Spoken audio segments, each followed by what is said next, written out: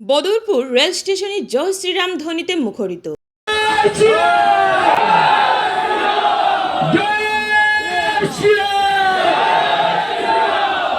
বুধবার 10টা থেকে একটানা রাত 1:15 পর্যন্ত শুধু জয় শ্রীরাম আর জয় শ্রীরাম ধ্বনি। এদিন রাত 1:15টায় আগরতলা অযোধ্যা আস্থা বিশেষ ট্রেনে করে 700 জন দর্শনার্থী বরাক উপত্যকা থেকে একযোগে অযোধ্যায় রামলালা দর্শনে রওনা হয়েছেন। বিশ্ব হিন্দু পরিষদের প্রচেষ্টায় রাষ্ট্রীয় স্বয়ংসেবক সংঘ সহ সংঘ পরিবারের নানা হিন্দুত্ববাদী সংগঠনের 1346 জন দর্শনার্থী অযোধ্যার রাম মন্দির ও রামলালা দর্শন করার জন্য দক্ষিণ অসম প্রান্ত থেকে রওনা হয়েছেন।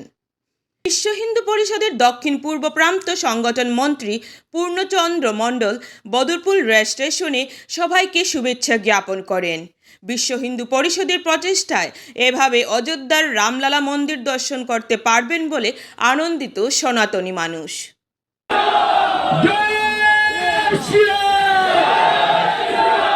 अरे भाई साहब, अयोध्या रामलला तक जाना चाहिए। आवाज क्या आवाज हो रहा है? एक बार जोर से बोलिए, राम नाम है। जोर से दिल खुलकर बोलिए, जय श्री राम, जय श्री राम, जय श्री राम।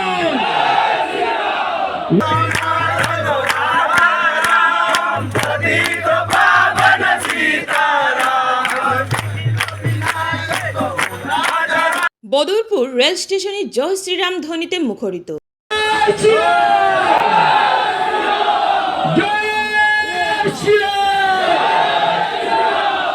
বুধবার 10টা থেকে একটানা রাত 1:15 পর্যন্ত শুধু জয় শ্রীরাম আর জয় শ্রীরাম ধ্বনি। এদিন রাত 1:15টায় আগরতলা অযোধ্যা আস্থা বিশেষ ট্রেনে করে 700 জন দর্শনার্থী বরাক উপত্যকা থেকে একযোগে অযোধ্যায় রামলালা দর্শনে রওনা হয়েছেন। বিশ্ব হিন্দু পরিষদের প্রচেষ্টায় রাষ্ট্রীয় স্বয়ংসেবক সংঘ সহ সংঘ পরিবারের নানা হিন্দুত্ববাদী সংগঠনের 1346 জন দর্শনার্থী অযোধ্যার রাম মন্দির ও রামলালা দর্শন করার জন্য দক্ষিণ অসম প্রান্ত থেকে রওনা হয়েছেন। বিশ্ব হিন্দু পরিষদের দক্ষিণ পূর্ব প্রান্ত সংগঠন মন্ত্রী পূর্ণচন্দ্র মণ্ডল বদরপুর রেল স্টেশনে সবাইকে শুভেচ্ছা জ্ঞাপন করেন।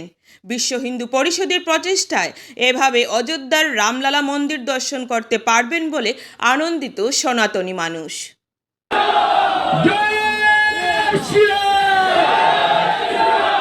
अरे भाई साहब, अयोध्या रामलला तक जाना चाहिए। आवाज क्या आवाज हो रहा है? एक बार जोर से बोलिए, राम नाम है। जोर से दिल खुलकर बोलिए, जय श्री राम, जय श्री राम, जय श्री राम।